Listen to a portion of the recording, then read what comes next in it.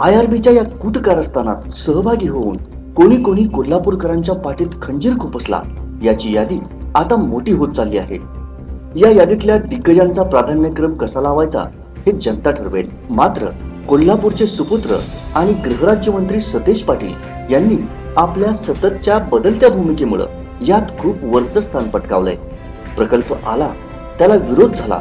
त्यांचे निकटवर्ती असलेल्या मुख्यमंत्री पृथ्वीराज चव्हाण यांनी कोल्हापूरकरांची घोर फसवणूक केली, तरीही सतेज पाटील मी कोल्हापूरकरांच्या सोबत असल्याचे सांगत होते।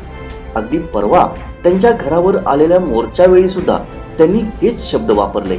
पाहूया गृहराज्यमंत्री आपल्या घरात आंदोलकांशी चर्चा करताना काय म्हणाले।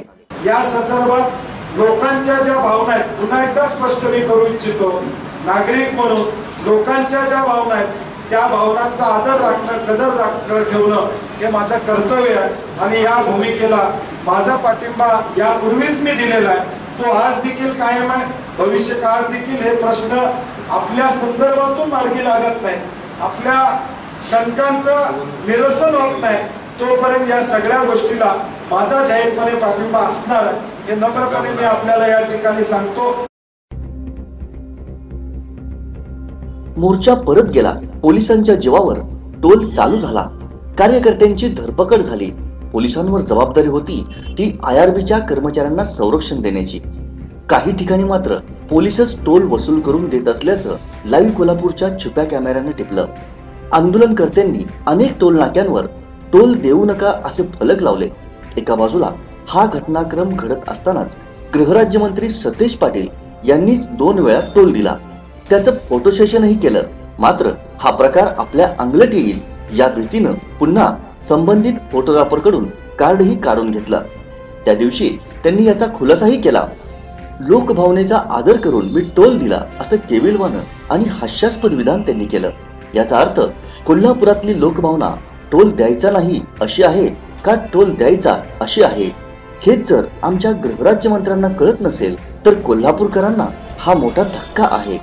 आयुष्यभर त्यांना टोल माफ आहे हे जनतेला माहीत असतानाही एखादा दिवस टोल देऊन त्यांनी कोल्हापूरकरांच्या जखमेवर मीठ चोळण्याचा हा प्रकार का केला असावा याबाबत आता उलटसुलट चर्चा चालू आहे।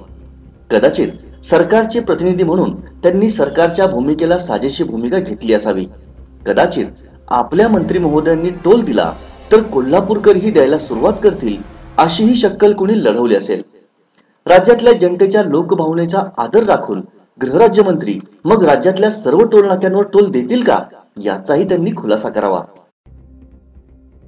कोल्हापूरला राजर्षी शाहूंच्या विचारांचा वारसा आहे। त्यांच्या संदर्भातला एक धडा पाठ्यपुस्तकात होता। गंगाराम कांबळे या दलितानं कोल्हापुरात हॉटेल चालू केलं होतं, परंतु तो दलित असल्यामुळं तिथं कोणीच जात नव्हतं। महाराज जातीभेदाच्या विरोधात होते, ते मग स्वतःच तिथं जायला लागले। तेव्हा कुठं अन्य ग्राहक गंगारामच्या हॉटेलमध्ये येऊ लागले। आता राजर्षी शाहूंच्या या विचारांचा वारसा जपणारे हे आताचे राज्यकर्ते जनतेनं टोल द्यावा म्हणून स्वतः टोल भरतात की काय? एकीकडे कोल्हापुरातली संपूर्ण जनता टोलच्या विरोधात रस्त्यावर उतरली आहे, दुसरीकडे पोलिसांच्या बळाचा वापर करून IRBचे गुंड जबरदस्तीने टोल वसूल करून घेत आहेत आणि या पोलिसांचे प्रमुख असणारे गृहराज्यमंत्री स्वतः टोल देत आहेत।